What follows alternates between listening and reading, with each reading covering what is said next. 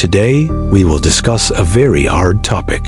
It is a question that brings much pain and confusion. We must handle it with grace, love, and deep compassion. The question is about suicide and what the Bible says. Many people are afraid of the answer, and they carry heavy burdens because of this difficult and sensitive subject. People want to know where their loved ones are. They search the scriptures for a clear answer, for a sense of peace, and for a glimmer of lasting hope. Let us be very clear from the start. We will look at what the Bible teaches about God's love, His mercy, and His ultimate plan for salvation through Jesus. The goal is not to judge anyone at all. It is to find comfort in God's character, even when we are faced with life's most heartbreaking and tragic questions. Many have been taught that suicide is an unforgivable sin. This teaching has caused immense and profound grief for families who are already suffering from a terrible, tragic loss. So, we must ask the question directly to the scriptures. What does the Bible actually say? Does it condemn a person based on their very last act on earth? We need to set aside what we may have heard from others. We will look only at the principles found within the Bible to guide our understanding and bring comfort. This is a journey into the heart of God's grace. It is a topic that requires us to trust Him, especially when our own understanding feels very small and limited. Please approach this with an open heart. Allow God's Word to bring comfort and clarity to a place that is often filled with darkness, fear, and profound doubt. First, let's address a common myth. The Bible does not list suicide as an unforgivable sin. This is a very important truth that we must understand fully. The only unforgivable sin the Bible mentions is blasphemy against the Holy Spirit. This is a continual and persistent rejection of God's grace, not a single, final act.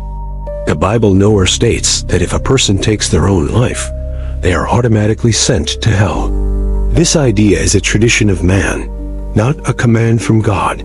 This tradition has brought so much unnecessary pain. It has added a burden of fear to families who are already crushed by the heavy weight of their deep grief. Therefore, we can release that specific fear. The Bible does not support the idea that suicide results in an automatic and irreversible condemnation from our loving Heavenly Father. Instead of looking for a single verse that isn't there, we look at the entire message of the Bible. The whole story is about God's powerful and redeeming grace. We must build our hope on the foundation of salvation itself. What does the Bible say is the true basis for a person being saved and having eternal life? The answer is found again and again in the scriptures. We are saved by God's grace through our faith in Jesus Christ, not by the good works we do. Ephesians chapter 2, verse 8 is very clear on this. It says we are saved by grace through faith, and this is a gift from God, not of works. This is the core of our Christian hope. Our salvation is a gift. It is not something that we earn by our actions, or that we can possibly lose. Now, we must also be honest about life itself. Life is a sacred and precious gift from God. Every single moment of it is given to us by Him. The sixth commandment says, "You shall not murder." This is a command to protect the sanctity of life, which is created in the very image of God Almighty. Taking any human life is a serious and tragic thing. This includes taking one's own life. It grieves the heart of God because He is the author of life. Our bodies are described as a temple of the Holy Spirit. We are called to honor God with our bodies, as they are His special and holy dwelling place. So, taking one's life is indeed a sin. It is the tragic result of a world that is broken by sin, pain, suffering, and deep, overwhelming despair. But we must then ask another, more important question. Is this one sin more powerful than the amazing grace of God and the incredible sacrifice of His Son, Jesus? The Bible teaches that Jesus' death on the cross paid the price for all of our sins. Not just some of them, but every single one of them. This includes the sins of our past, our present, and our future. His sacrifice is complete, and it is totally sufficient to cover every sin we could ever commit.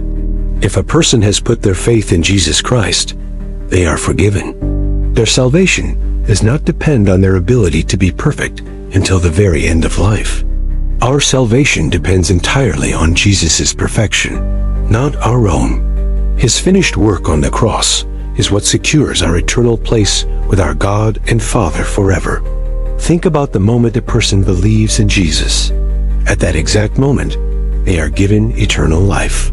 It is a present possession, not a future reward for good behavior. John chapter 5, verse 24 tells us this. Whoever hears his word and believes has eternal life. They have crossed from death over to a new life.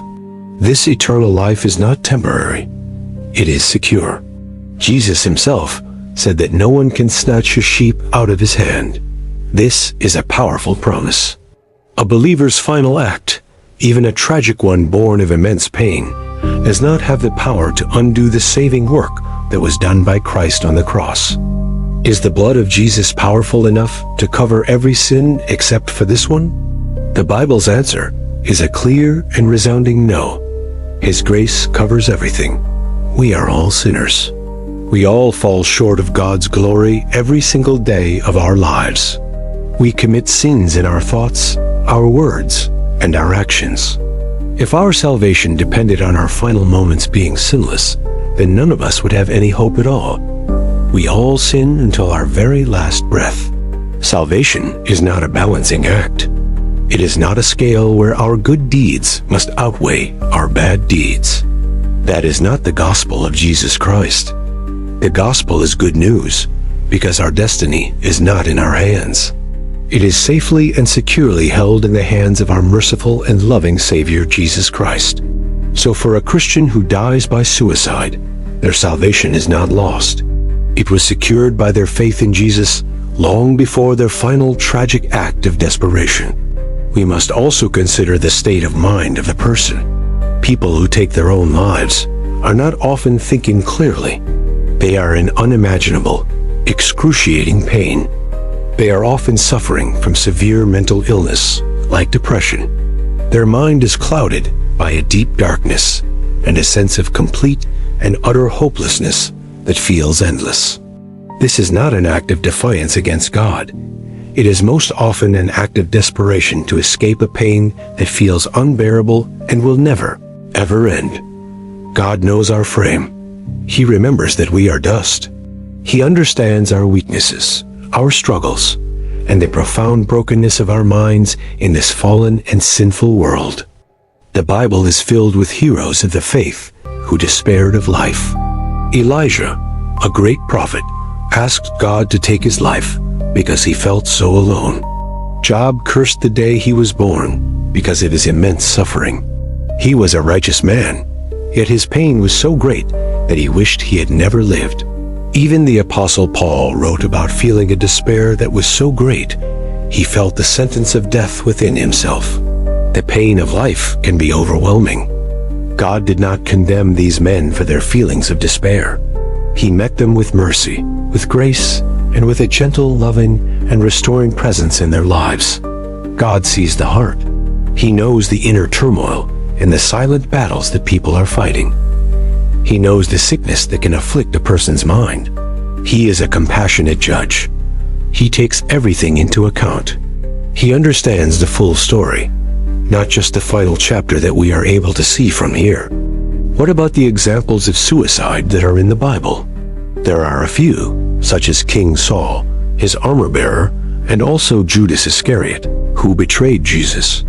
In each of these cases, the Bible simply records the event. It does not offer any commentary on the eternal destiny of the person who took their own life. The Bible focuses on the life they lived, not the death they died.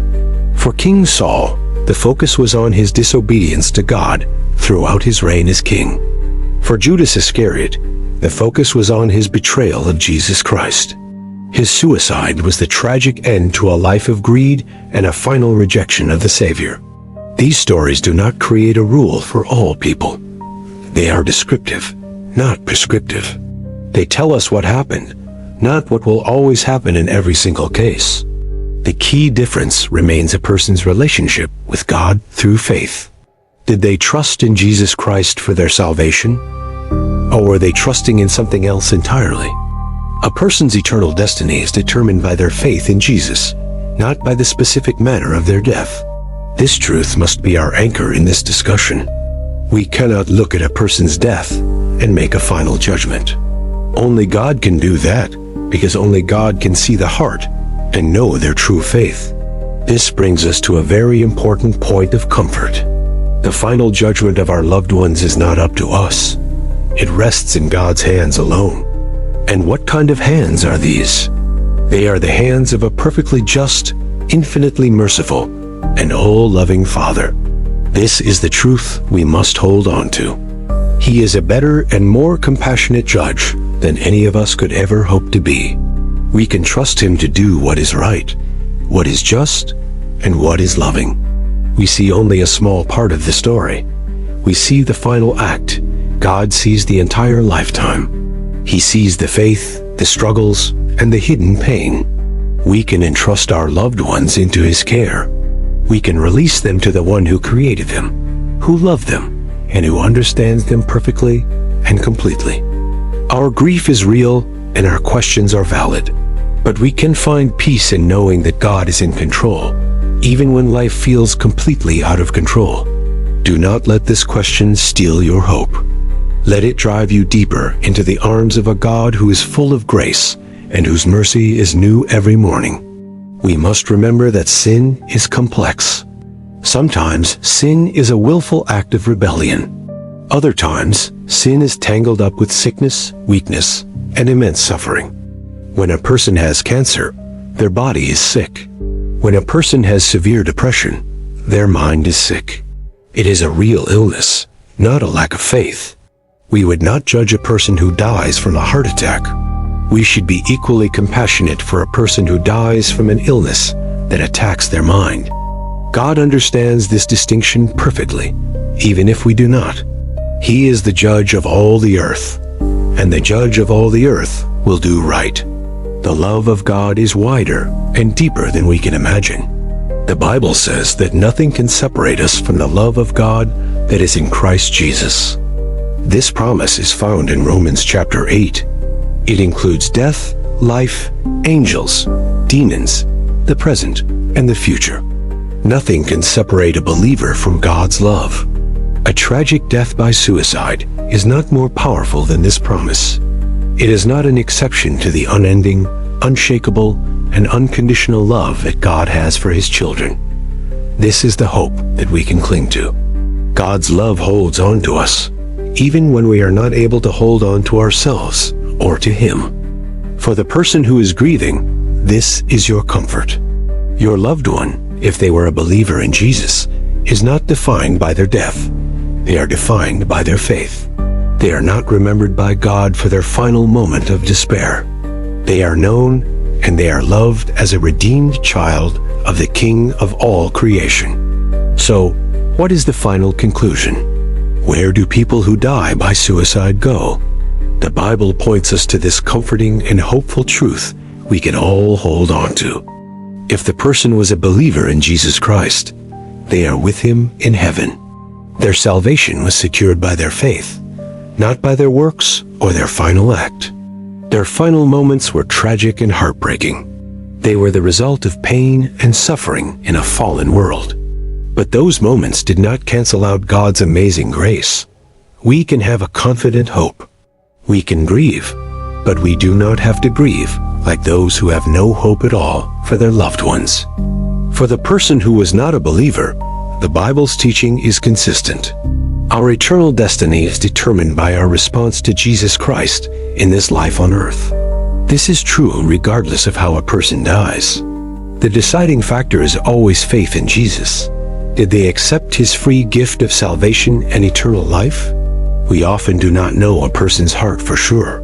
We do not know the conversations they may have had with God in their final moments, in their final days. This is why we must always leave the final judgment to God. It is not our place to condemn anyone. It is our place to love and to trust God. Let this knowledge change how we view others. Let it fill us with compassion for those who are struggling with dark thoughts and with deep, overwhelming mental anguish today. Be a source of hope and light in their lives. Point them to the love of Jesus and the help that is available for them in their time of need.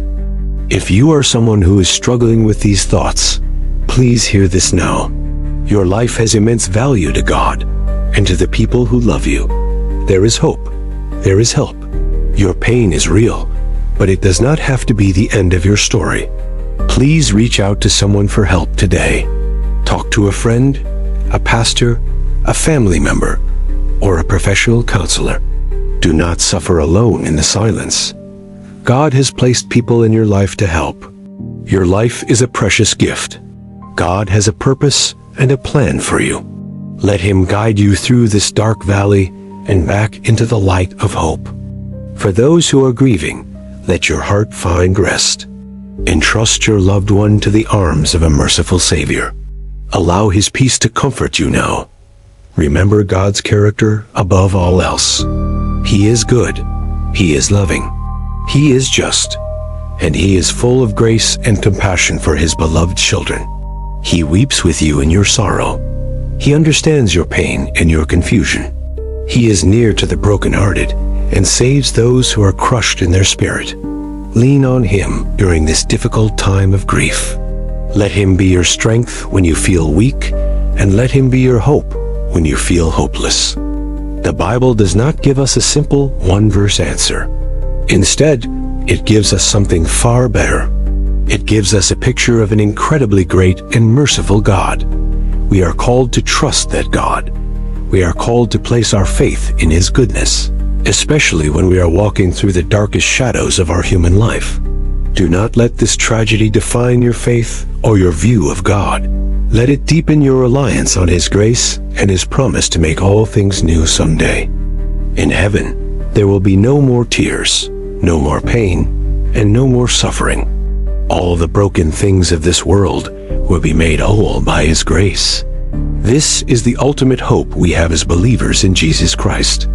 It is a hope that is secure, steadfast, and certain for all who trust in Him. So we grieve with hope. We remember with love.